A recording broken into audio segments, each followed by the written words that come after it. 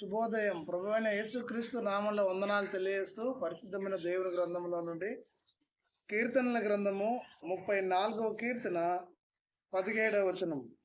నీతిమంతులు మొరపెట్టగా యెహోవా ఆలకించును, వారి శ్రమలన్నిటి నుండి వారిని విడిపించును.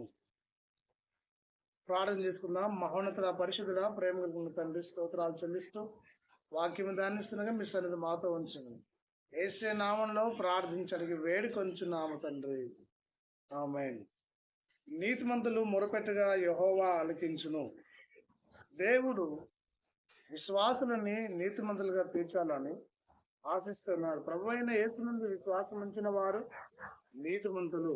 రోమాపత్రిక 5వ అధ్యాయం 1వ వచనములో మానవులందరూ పాపంతో ఉన్నప్పుడు వారిని విడిపించి పరిశుద్ధులుగా చేయటకు యేసుక్రీస్తు ప్రభు ఈ లోకానికి వచ్చి ఉన్నాడు.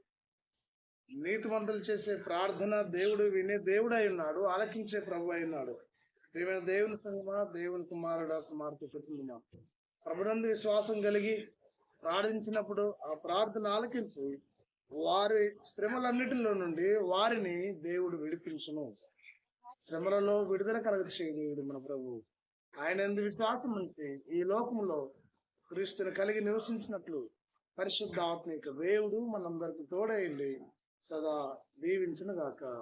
ఆమేన్.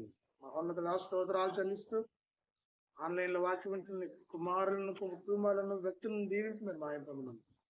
నీ దీవించేత నుంచి మన యేసు నామంలో ప్రార్థించడం తండ్రి. తండ్రి, కుమార, పరిశుద్ధాత్మ త్రియేక దేవుని దీవెన సదా తోడైండి దీవించును గాక. ఆమేన్.